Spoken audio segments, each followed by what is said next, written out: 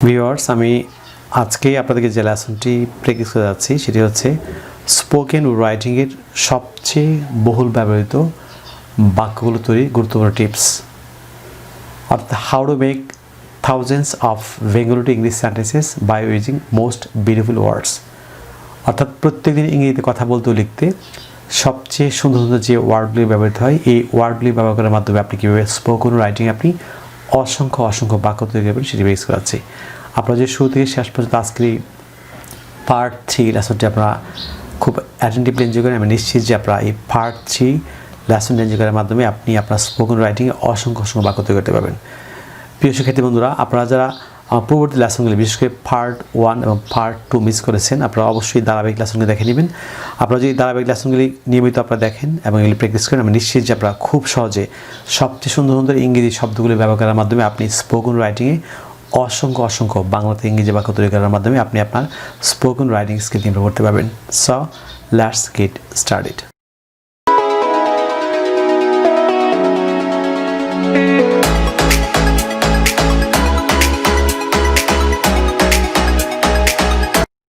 Viewers, লক্ষ্য করুন, English sentence structure class প্রথম যে ওয়ার্ডটি সেটি হচ্ছে কেউ কাউকে আশ্বস্ত করা অর্থে অ্যাশোর অফ এর ব্যবহার। আপনি অ্যাশোর অফ ব্যবহার করে কীভাবে স্পোকেন রাইটিংয়ে আপনি অসংখ্য বাক্য তৈরি করবেন, বিশেষ করে বাংলাতে ইংরেজিতে। লক্ষণ প্রথম যে বাংলা বাক্যটি, সে তার সাহায্যের ব্যাপারে আমাকে আশ্বস্ত করেছিল। লক্ষণ আশ্বস্ত করা হচ্ছে অ্যাশোর অফ।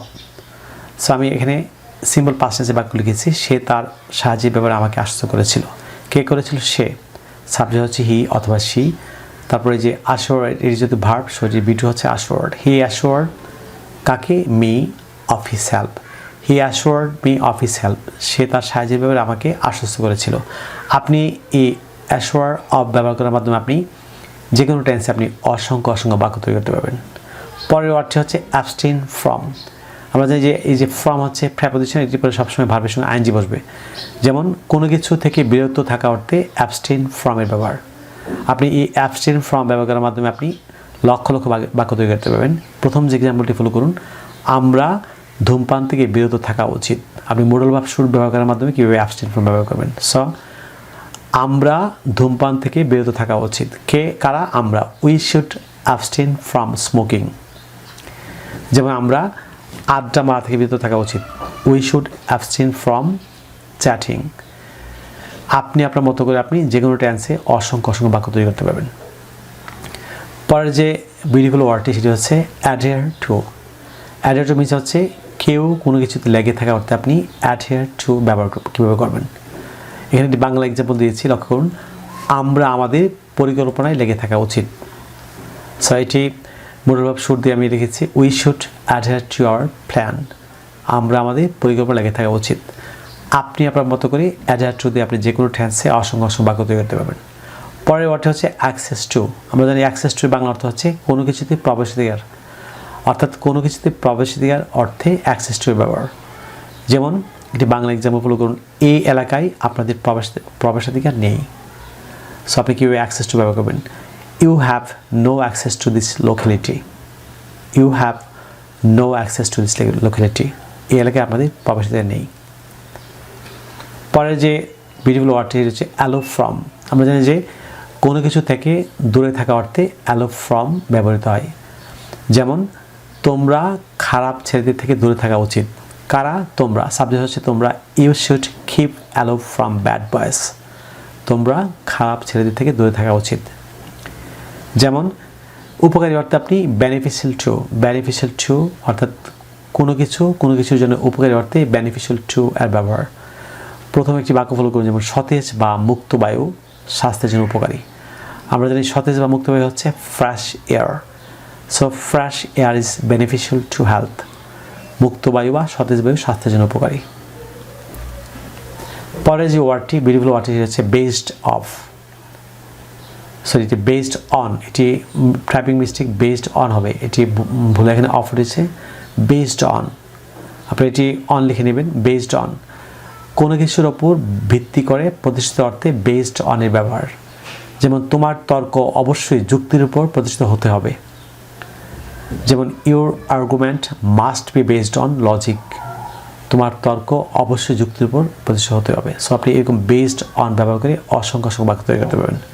পরের যে বিউটিফুল ওয়ার্ডটি সেটি হচ্ছে ব্লাস্ট উইথ। যেমন কেউ কোনো কিছুর অধিকারী অর্থে ব্লাস্ট উইথের ব্যবহার। আপনি একটি বাংলা বাক্য লক্ষ্য করুন, যেমন তোমার বাবা সুস্বাস্থ্যের অধিকারী, এই যে অধিকারী অর্থে ব্লাস্ট উইথ। সো তোমার বাবা হচ্ছে subject, your father is blessed with good health, অথবা your father is blessed with sound health, তোমার বাবা সুস্বাস্থ্যের অধিকারী।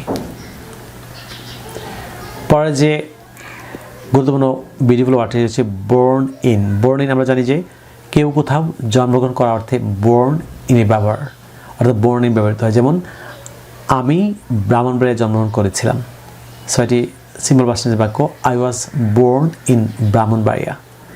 যেমন আমি রাজশাহীতে জন্মগ্রহণ করেছিলাম, I was born in Rajshahi. যেমন আমি লন্ডনে জন্মগ্রহণ করেছিলাম, I was born in London. যেমন সে কলকাতায় জন্মগ্রহণ করেছিল, he was born in Calcutta. আপনি আপনার মতো করে অসংখ্য বাক্য আপনি তৈরি করতে পারবেন। এবং পরের যে বিউটিফুল ওয়ার্ডটি মোস্ট ইম্পর্টেন্ট, খামেন্স অন। কোনো কিছু শুরু হওয়া বা আরম্ভ হওয়া অর্থে আপনি খামেন্স অন ব্যবহার করবেন। যেমন একটি বাংলা বাক্য লক্ষ্য করুন, 2019 সালের 1 এপ্রিল আমাদের পরীক্ষা শুরু হয়েছিল। সিম্পল পাস্ট বাক্য, 2019 সালের 1 এপ্রিল আমাদের পরীক্ষা শুরু হয়েছিল। So our examination commenced on 1st April 2019। 2019 সালের 1 এপ্রিল আমাদের পরীক্ষা শুরু হয়েছিল।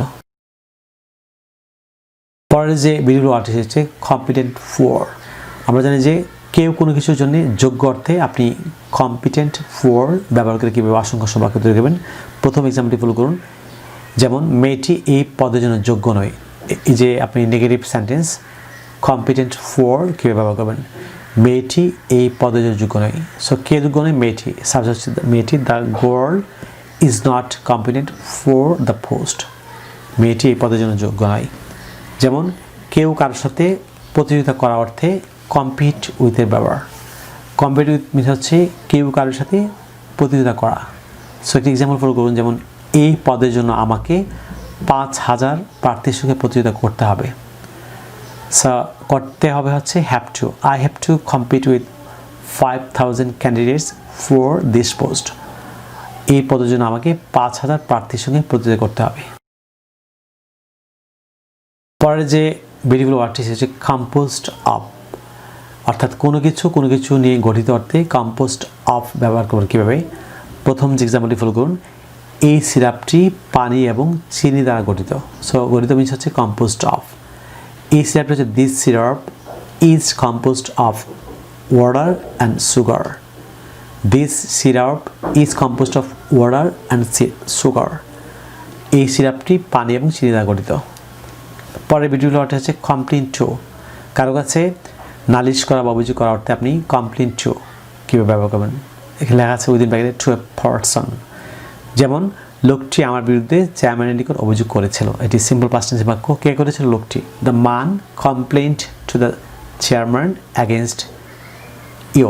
লোকটি আপনার বিরুদ্ধে চেয়ারম্যানের অভিযোগ করেছিল।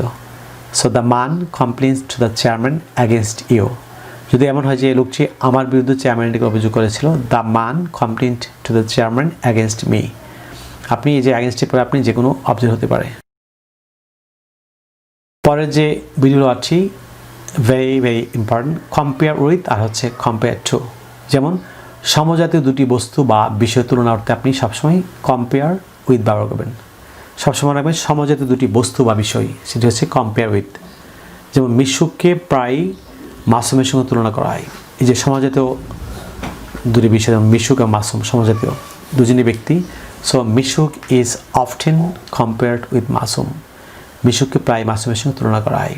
কিন্তু ভিন্ন জাতীয় দুটি বস্তু বা বিষয়ের তুলনা অর্থে আপনি কম্পেয়ার টু ব্যবহার করবেন। যেমন যৌবনকে বসন্তকালের সঙ্গে তুলনা করা হয়। সো যৌবন হচ্ছে youth is compare to spring. Youth is compare to spring. এটি ভিন্ন যদি দুটি বস্তু, যৌবনকে বসন্তকালের সঙ্গে তুলনা করা হয়। পরের যে বাক্যটি কনজিনিয়াল টু, এটি হচ্ছে কোনো কিছুর জন্য অনুকূল অর্থে কনজিনিয়াল টু ব্যবহৃত হয়। যেমন জায়গাটি পিকনিকের জন্য অনুকূল নয়, এটি negative sentence. So the place is not congenial to picnic. যেমন জায়গাটি পিকনিকের জন্য অনুকূল, affirmative sentence the place is congenial to picnic. আপনি আপনার মতো করে অ্যাসার্টিভ, নেগেটিভ যে কোনো টেন্সে আপনি অসংখ্য বাক্য তৈরি করতে পারবেন। পরের যে ওয়ার্ডটি সেটা হচ্ছে কনফিডেন্ট অফ। এটি হচ্ছে কোনো বিষয়ে, কোনো ব্যাপারে দৃঢ় বিশ্বাসী অর্থে আপনি কনফিডেন্ট অফ ব্যবহার করবেন। যেমন আমি এই বিষয়ে সাফল্যের ব্যাপারে দৃঢ় বিশ্বাসী। সো সাবজেক্ট হচ্ছে I am confident of success in this regard. আমি এই বিষয়ে সাফল্যের ব্যাপারে দৃঢ় বিশ্বাসী। পরের যে বিডিউল ওয়ার্ডটি হচ্ছে কংগ্রেচুলেট অন। আমরা প্রত্যেকদিন এই ওয়ার্ডটি দৈনন্দিন জীবনে ব্যবহার করে থাকি। যেমন কাউকে কোনো বিষয়ে অভিনন্দন জানানোর অর্থে আপনি কংগ্রেচুলেট অন ব্যবহার করেন কীভাবে? প্রথম এক্সাম্পলটি ফলো করুন। আমরা তাকে তার সাফল্যের ব্যাপারে অভিনন্দন জানিয়েছিলাম। কারা জানিয়েছিল? আমরা। সাবজেক্ট হচ্ছে উই। এটি সিম্পল পাস্ট টেন্স বাক্য। We congratulated him on his success, কিংবা we congratulated her on her success. আমরা তাকে তার সাফল্যের ব্যাপারে অভিনন্দন জানিয়েছিলাম। পরে যে মোস্ট ইম্পর্ট্যান্ট ওয়ার্ডটি হচ্ছে consist of. Very very important. অনেকে এটি আপনারা রাইটিং স্পোকেনে ভুল করে থাকেন। এটি যেমন কোনো পরিবার বা কমিটি কতজন সদস্য নিয়ে গঠিত হয়েছে বা গঠিত হয় অর্থে কনসিস্ট অফের ব্যবহার। আমাদের পরিবার 12 জন সদস্য নিয়ে গঠিত। So our family consist of 12 members. আমাদের পরিবার 12 জন সদস্য নিয়ে গঠিত। যেমন এই কমিটি 30 জন সদস্য নিয়ে গঠিত। This committee consist of 30 members. আপনি আপনার মতো করে এই বিউটিফুল ওয়ার্ডগুলি ব্যবহার করার মাধ্যমে আপনি স্পোকেন রাইটিংয়ে অসংখ্য বাক্য তৈরি করার মাধ্যমে আপনি স্পোকেন রাইটিং স্কিল ইমপ্রুভ করতে পারবেন। বিশেষ করে যারা আইএলটিএস পরীক্ষা দিচ্ছেন, যারা স্পোকেন রাইটিংকে ইমপ্রুভ করতে চান, আপনারা অবশ্যই আমার যে সহজ মেথডটি, বিশেষ করে ধারাবাহিক যে লেসন পার্ট 1 থেকে আজকে পার্ট 3, আপনারা অবশ্যই এগুলি দেখবেন এবং চর্চা করবেন। আমি চেষ্টা করব পার্ট 1 থেকে পার্ট 10 পর্যন্ত দেব। আপনারা প্রত্যেকটি পার্ট যদি খুব অ্যাটেন্টিভলি আপনারা নিয়মিত দেখেন এবং চর্চা করেন, আমি নিশ্চিত আপনারা খুব সহজে ইংরেজি ভাষা, বিশেষ করে স্পোকেন রাইটিং আপনারা অনেক ভালো করতে পারবেন। প্রিয় শিক্ষার্থী বন্ধুরা, আমার লেখা যে অ্যাডভাইসের বইটি, এটি 3 ভাগে বিভক্ত।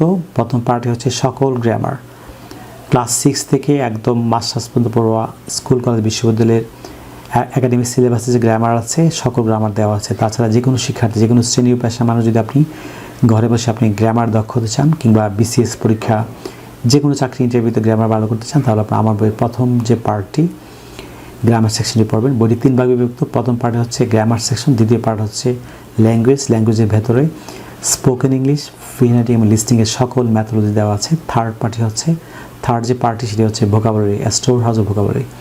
আপনাদের 3টি পার্ট খুব ভালোভাবে লক্ষ্য করেন। আমি নিশ্চিত যে আপনারা খুব সহজে আপনি ইংরেজি ভাষার প্রত্যেকটি স্কিল দক্ষ হওয়ার মাধ্যমে আপনি ইংরেজি ভাষা, বিশেষ করে স্পোকেন, আপনি অনর্গল কথা বলতে পারবেন, আপনি রাইটিং চমৎকারভাবে লিখতে পারবেন। তাছাড়া চাকরির যে কোনো ইন্টারভিউতে আপনি খুব ভালো করতে পারবেন।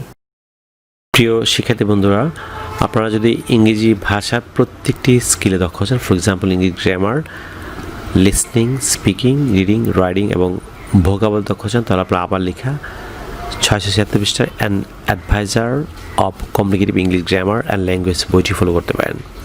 এই বইটিতে ঢাকা বিশ্ববিদ্যালয় এবং জাহাঙ্গীরনগর বিশ্ববিদ্যালয়ের সম্মানীয় শিক্ষাবৃন্দ সহ বাংলাদেশের খ্যাতনামা শিক্ষা প্রতিষ্ঠান প্রধানগণ তাদের ছবিসহ মূল্যবান মতামত দিয়েছেন যে বইটি ছাত্রদের সহ যে কোনো শ্রেণী পেশার মানুষের জন্য ইংরেজি শেখাতে শতভাগ কার্যকরী। আপনারা যা বইটি সংগ্রহ করেছেন, বই এবং ভিডিও দুটি মিলে পৃথিবীর যে কোনো প্রান্তে বসে যাবে চর্চা করেন, আমি নিশ্চিত যে আপনারা ইংরেজি ভাষার প্রতিটি স্কিলে আপনি দক্ষ হবেন। বাংলাদেশের পাঠকরা যদি বইটি আমাদের সংগ্রহ করছেন, তাহলে আপনারা চাইলে আমাদের বিকাশ নাম্বার লিখে রাখতে পারেন। আমাদের বিকাশ নাম্বার হচ্ছে 01711045295, অর্থাৎ 01711045295, কিংবা 01722650680, অর্থাৎ 01722650680। বাংলাদেশের পাঠকরা দুটি নাম্বারে যে কোনো একটিতে বিকাশ করে বইটি আমাদের সংগ্রহ করতে পারেন। ভারতের পাঠকরা যদি বইটি ভারতের পশ্চিমবঙ্গের মালদহে অবস্থিত তাওহিদ এডুকেশন সোসাইটি থেকে বইটি সংগ্রহ হচ্ছে, তাহলে আপনারা পশ্চিমবঙ্গের মালদহে অবস্থিত তাওহিদ এডুকেশন সোসাইটির সেলফোন নাম্বার লিখে দিতে পারেন। নাম্বারটি হচ্ছে 9733196010। ভারতের পাঠকরা পশ্চিমবঙ্গের মালদহে অবস্থিত তাওহিদ এডুকেশন সোসাইটিতে ফোন করে আপনি বইটি সংগ্রহ করতে পারেন। প্রিয় শিক্ষার্থী বন্ধুরা, আপনারা যে সোশ্যাল মিডিয়া অর্থাৎ ফেসবুকে আমার সাথে যুক্ত হচ্ছেন, তাহলে ইউটিউবে যে আমার চ্যানেলটি আছে learn English with Shimul sir, all the same নামে অর্থাৎ একই নামে ফেসবুকে আমার একটি পেজ এবং গ্রুপ আছে। আপনারা খুব দ্রুত পেজ এবং গ্রুপে যুক্ত হতে পারেন। আপনারা যারা আজকে আমার চ্যানেল নতুন কিংবা যারা চ্যানেলটি এখন সাবস্ক্রাইব করেনি, যারা সাবস্ক্রাইব ভুলে গিয়েছেন, আপনারা যদি আমাদের এই পরিবারের নতুন সদস্য হতে চান, তাহলে আপনারা অবশ্যই সাবস্ক্রাইব বাটনে ক্লিক করে চ্যানেল সাবস্ক্রাইব করে রাখুন। তাছাড়া পাশে যে বেল বাটন দেখতে পাচ্ছি, এতে ক্লিক করে রাখুন, যাতে আপনি ইউটিউব থেকে আমার পরবর্তী নতুন লেসন সম্পর্কে আপনি নোটিফিকেশন পান। সুপ্রিয় শিক্ষার্থী বন্ধুরা, পরবর্তী লেসন নিয়ে আপনাদের সঙ্গে আবারও দেখা হচ্ছে। আপনাদের জন্য অফুরন্ত শুভকামনা। আপনার সবাই ভালো থাকুন, অনেক ভালো। So no more today, I will see you in another video. Take care, bye by.